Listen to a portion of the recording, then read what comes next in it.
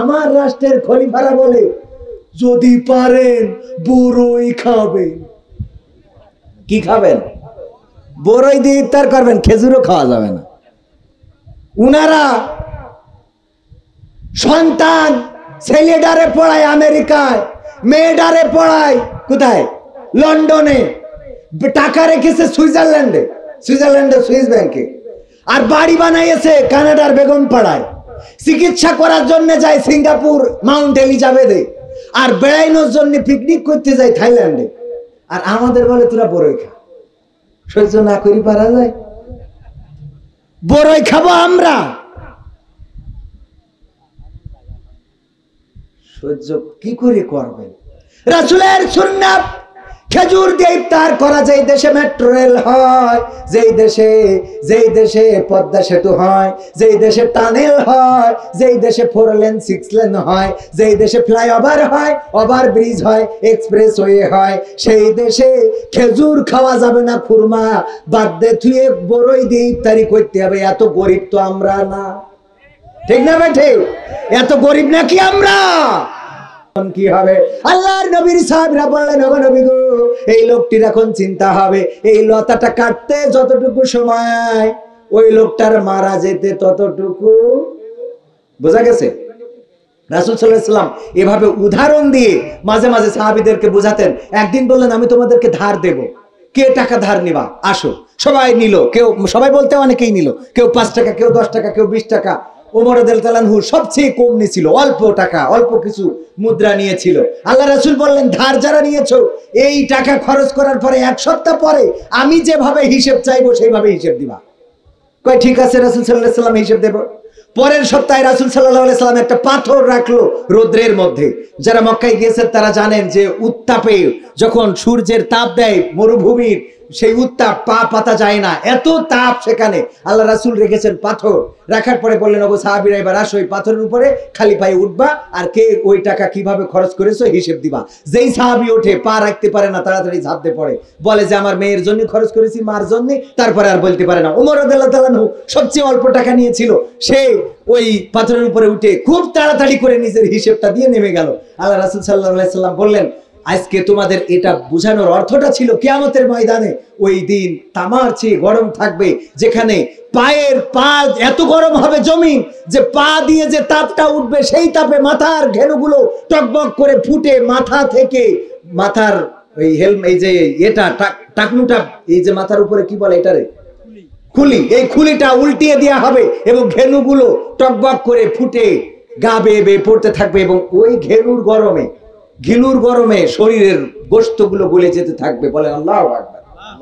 এত ভয়াবহ হবে।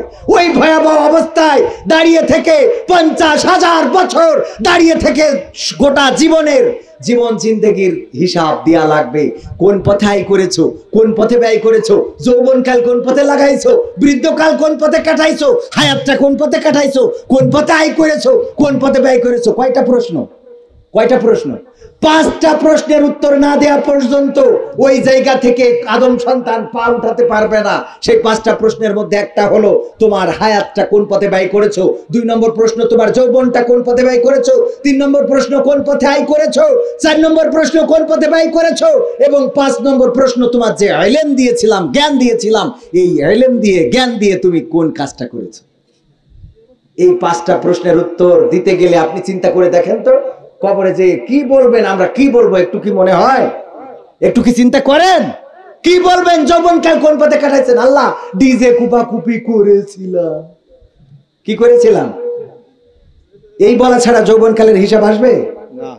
ভাইরা আমার, আল্লাহ রাসূল সাল্লাল্লাহু আলাইহি ওয়াসাল্লাম উদাহরণ দিয়ে বুঝাতেন। আগের যে ঘটনাটা বললাম, রাসূল সাল্লাল্লাহু আলাইহি ওয়াসাল্লাম বললেন, সাহাবীরা এবার আমার কাছে মিলিয়ে নাও। এই দুনিয়াটা আমি কূপ দিয়ে বুঝিয়েছি, যে কূপের কথা বলেছি ওটা দুনিয়া, আর এই দুনিয়ার মধ্যে ওই মরুপথিক হলো আমরা সবাই মুসাফির, কবে চলে যাব জানি না।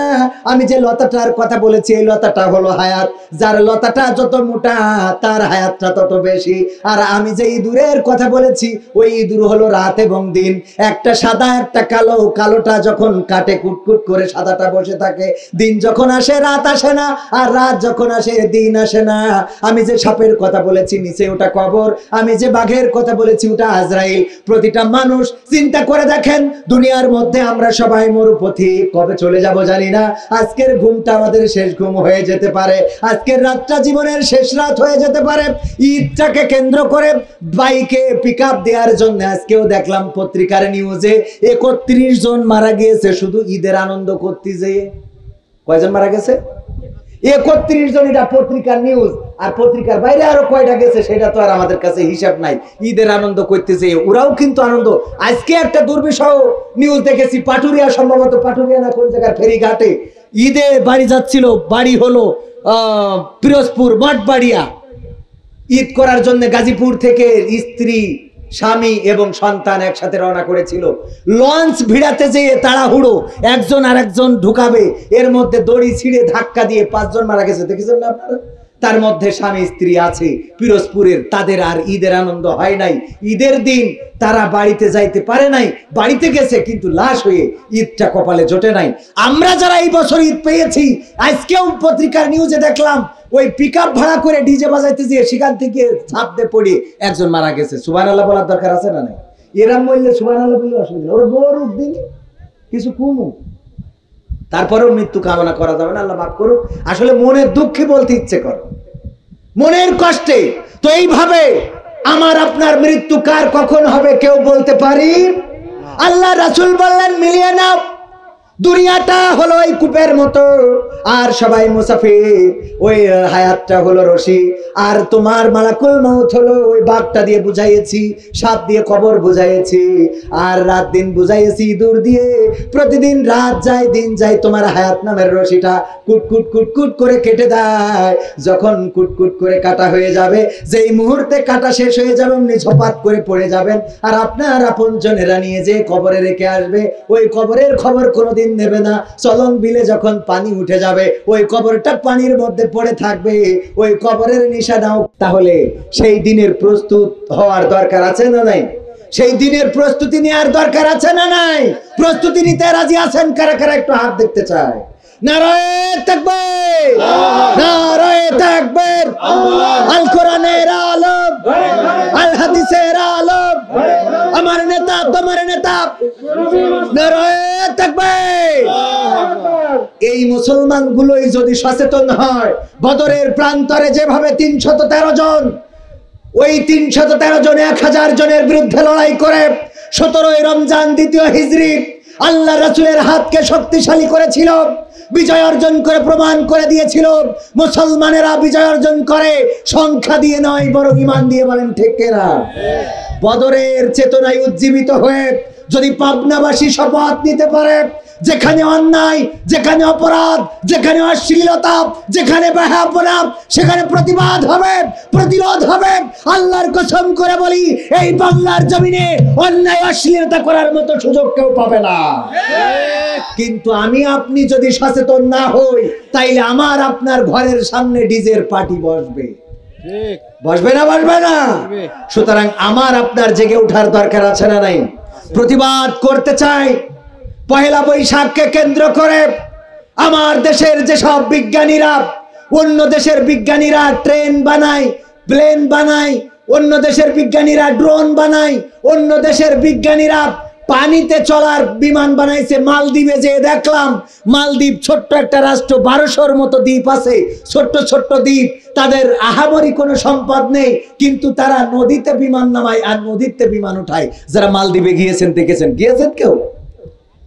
মালদ্বীপে যারা গিয়েছেন বা থাকেন তারা জানেন, নদী থেকে বিমান ওড়ে, আবার নদীতে এক দ্বীপ থেকে তারা আরেক দ্বীপে যায়, নদী থেকে বিমান ওঠে, বিমান নামে। এইগুলো বানায় অন্য দেশিরা, আর আমার দেশের বিজ্ঞানীরা বানায় উল্লুক, ভাল্লুক, হুতুম পেশা, কার্টুন, কুমির, বিড়াল, কুত্তা, শূকর, এইগুলো বানায়। পয়লা বৈশাখে কয়, এসো হে বসন্ত, এসো হে বৈশাখ, তোমার অপেক্ষায়, তুমি এসে আমাদের নসিব ভালো করে দাও। নাউজুবিল্লাহ বলবেন না? বলে না? বলে না?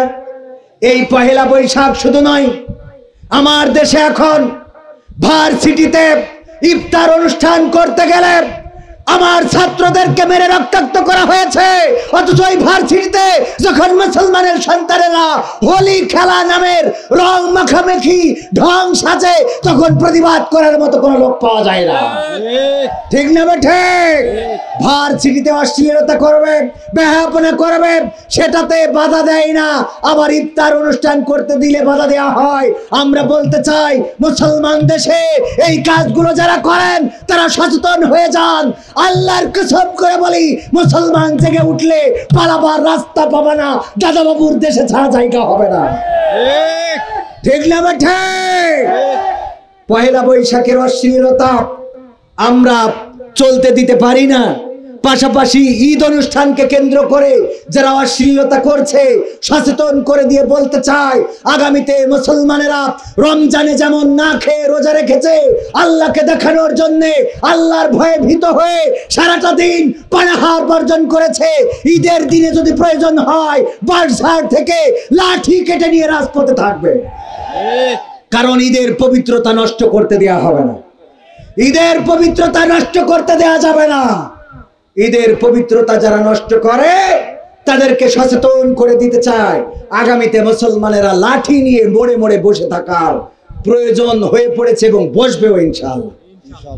দরকার হলে আমরা শুরু করবো। আগে বটতলা মোড়ের মাথা বাঁশ, কইসি বাঁশ কেটে নিয়ে বসে থাকবো। আই টিরাক ভাইয়ে ছুরি দোলা করে ফেলতে হবে। আর তা না হইলে যদি এগুলো বেআইনি হয় তাইলে আইনের লোকদেরকে বলবো, অন্তত আমাদের ঈদের পবিত্রতা রক্ষা করার জন্য। ওই ঢাকা ভার্সিটিতে যেমন তারা বলে বট গাছ আমাদেরকে ক্ষমা করে দিও, কথা কয় না, বট গাছ আমাদের ক্ষমা করে দিও। ক্ষমা চাই কার কাছে? ওরা বলে আল্লাহর বিশ্বাস করে না, তা গাছের আবার বিশ্বাস করে। আল্লাহর বিশ্বাস করে না, হুতুম কাছার বিশ্বাস করে। ওরা মনে করে পান্তা ইলিশ খাইলে সারা বছর ইলিশ জড়বে। চিন্তা করতে পারেন কত বড় খাটাসের খাটাস। আসলে আমাদের বিবেকের মধ্যে কুত্তায় মতি দেশ কি করিছে। কেউ আবার স্টেজে উঠে এমন এমন কথা বলতেছে, কি কনে থব দুঃখের কথা। That's enough for you. কি যদি কোনো মেয়েকে দেখে তুমি প্রশান্তি খুঁজে পাও তাহলে দ্যাটস এনাফ ফর ইউ, এই তোমার জন্য যথেষ্ট। এই কথা বলার পরে যদি শোনে হুজুর বলেছে এই কথা, ও তো সুন্নত মনে করে এই কাজ করি বেড়াবে, কথা কয় না। এই লোকগুলোর আল্লাহ আল্লাহ হেদায়েত দান করুক, বলেন আমিন। আমার বার অনেকেই বলবেন যে ভাই আপনিও তো ওই দলের লোক। আসলে ওই দলের লোক আমি, ওই অতটা না। অন্তত শালীনতা বজায় রেখে তো বলার চেষ্টা করি, যা বলি তার জনগণের প্রয়োজনে। উল্টো পাল্টা কথা আমরা যেন এমন না বলি যে আমার যুব সমাজ ধ্বংস হয়ে যায়। হুজুররা যদি এই জাতীয় কথা বলে, আর এখন তো কপি দিয়ে ভরে গেছে। কি কপি? ফুলকপি, পাতাকপি না, মিজানুর রহমান আজহারি কপি, আমির হামজা কপি, দেলার হোসেন সাইদি কপি, কপি দিয়ে ভরা।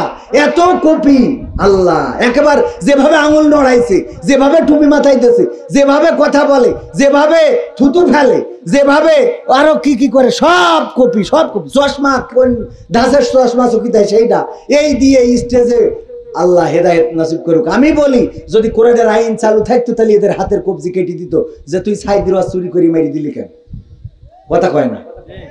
তুমি সাইদির ওয়াজ চুরি করে মেরে দিবা, আজহারি ভাই কষ্ট করে ওয়াজ বানাই, সেই আজহারি ভাইয়ের ওয়াজ তুমি এখানে কপি করি ডাইরেক্ট পেস্ট মেরে দাও, এইটা চলবে? এইগুলো চলবে না। আর আমাদের বলে যে আমরা নাকি কিয়ামতের আলামত।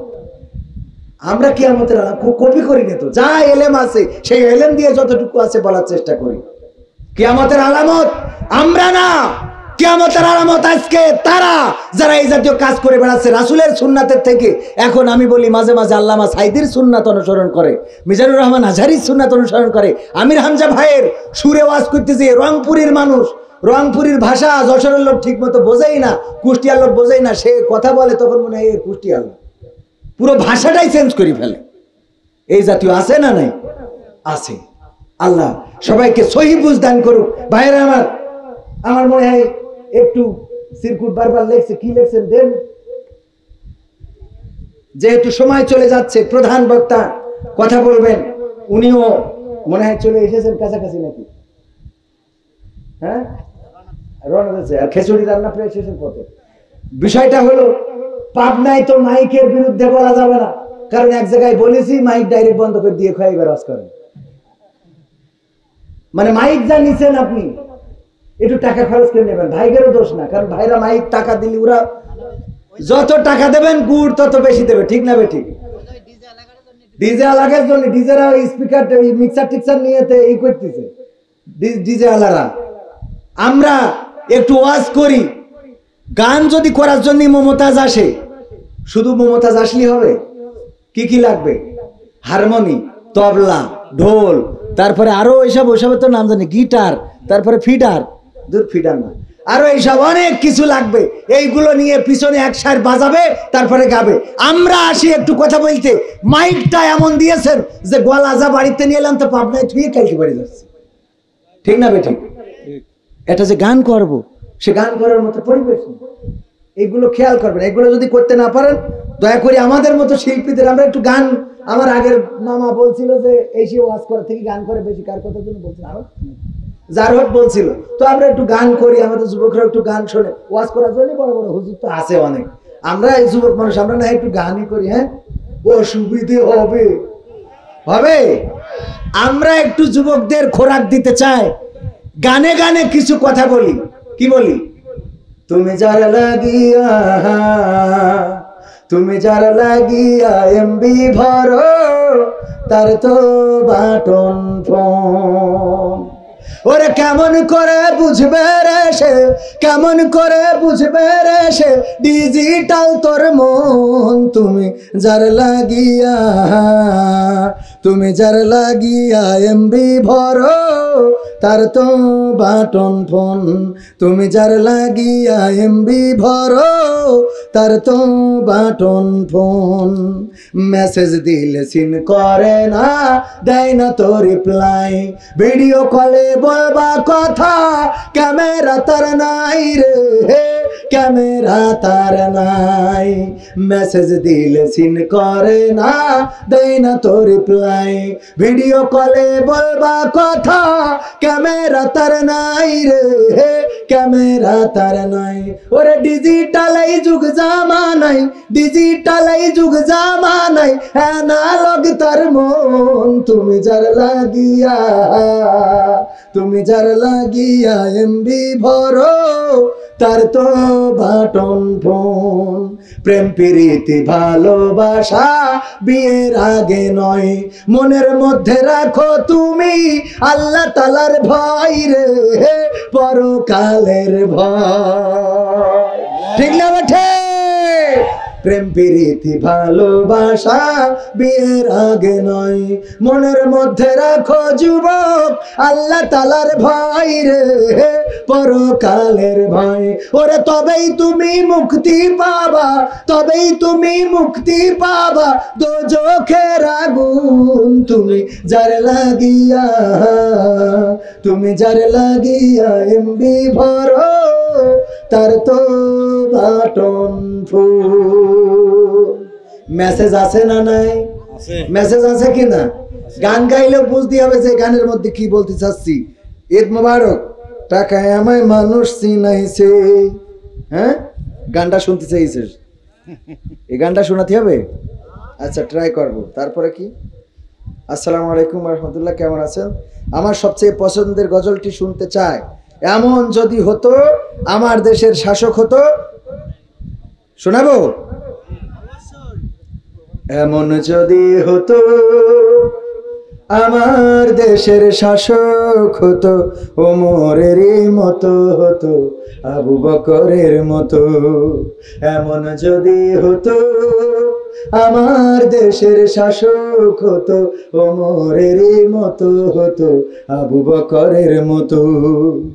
প্রজার দুঃখে তাদের চোখে আসতো না রে ঘুম, দেশের ভিতর পড়ে যেত শান্তি সুখের ধুম। প্রজার দুঃখে তাদের চোখে আসতো না রে ঘুম, দেশের ভিতর পড়ে যেত শান্তি সুখের ধুম। গরিব দুঃখী ভুখা নাঙা নাহি পাওয়া যেত, আমার দেশের শাসক হতো ওমরের মতো হতো, আবু বকরের মতো। এমন যদি হতো আমার দেশের শাসক হতো ওমরের মতো হতো, আবু বকরের মতো। জনগণের খোঁজ খবর নিত রাত দুপুরে, ঘুরে ঘুরে দেখতো কি কেউ আছে অনাহারে।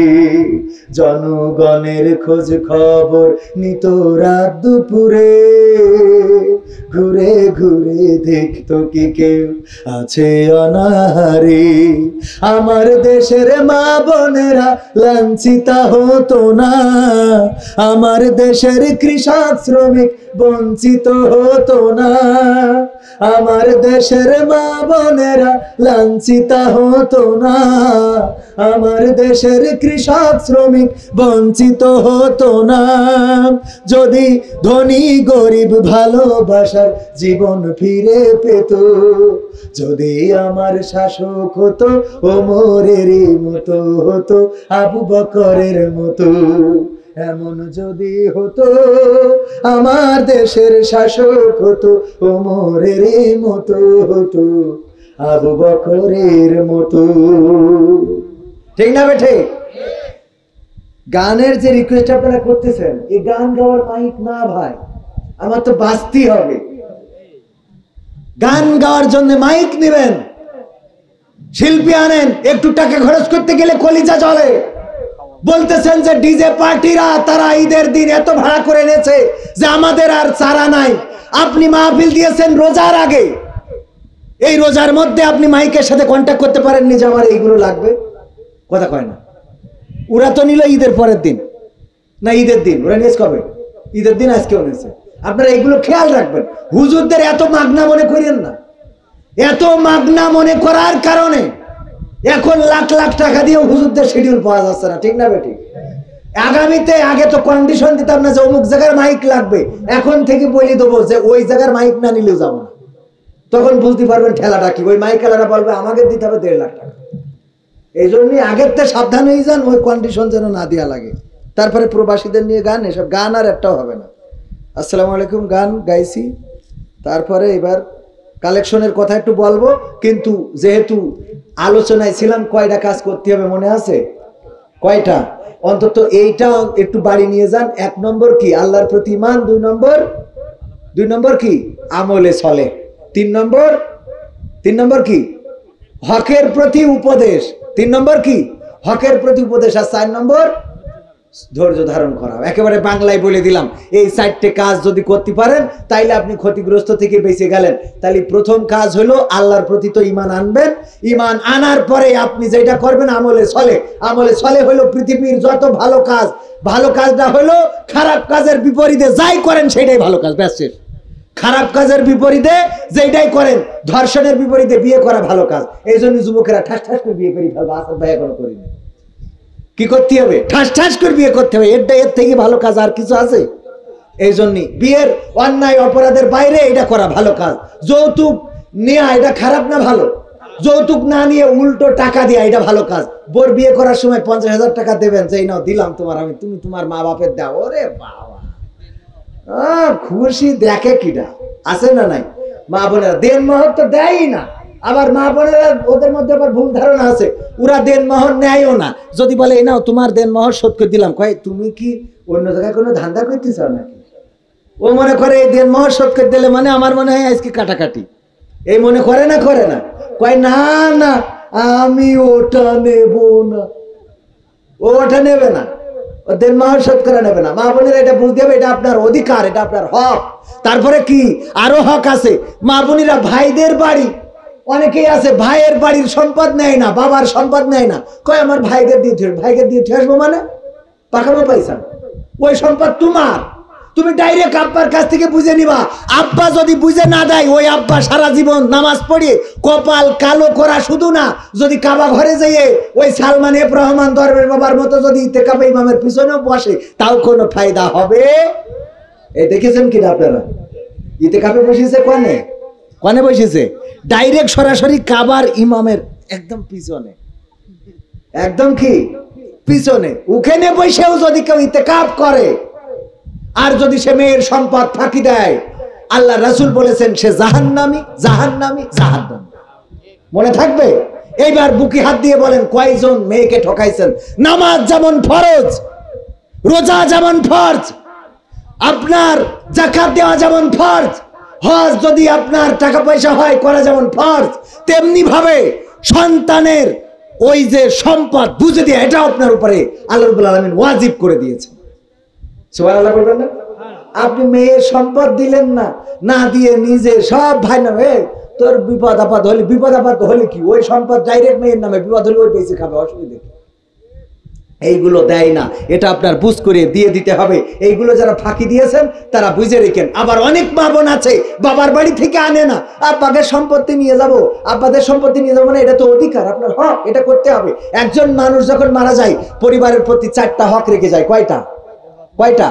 1 নম্বর হক, যখন সে মারা যাবে তখন যখন সে মারা যাবে, মারা যাওয়ার পরে পরিবার তার দাফন কাফনের ব্যবস্থা খুব তাড়াতাড়ি করবে। তার দাফন কাফনের ব্যবস্থা করা এটা পরিবারের প্রতি তার 1 নম্বর হক। 2 নম্বর হক হলো যদি সে কোনো ওসিয়ত করে সেই ওসিয়ত পালন করা, যেমন বলেছে আমার অমুক জায়গায় কবর দিও, যদি কোনো জায়গা উল্লেখ করে দেয় সেখানে তার কবর দিতে হবে, এটা তার নসিহত, এটা তার ওসিয়ত। এই ওসিয়ত পালন করা 2 নম্বর হক। 3 নম্বর হলো এই ওসিয়তের মধ্যে কিন্তু আরো অনেক কিছু আছে, যেমন আমি যদি মারা যাই এই গরুর বাছুর হলি তুমি অমুকে দিও, এই কথা যদি বলে ওই গরুর বাছুর হইলে তার দিতে হবে, এটা তার ওসিয়ত, এটা পালন করা আপনার জন্য হক। 3 নম্বর, যদি কোনো ঋণ থাকে সেই ঋণ পরিশোধ করা, এটা পরিবারের প্রতি হক। আর যদি জনগণের কাছে টাকা পায় তাইলে ওই টাকা তার পরিবারের শোধ করে দিয়া, এই জনগণ আবার ওই পরিবারের প্রতি হক আছে না নাই? কিন্তু আমরা যখন কেউ মারা যায়, আমার বাবা যখন মারা গেল, আমার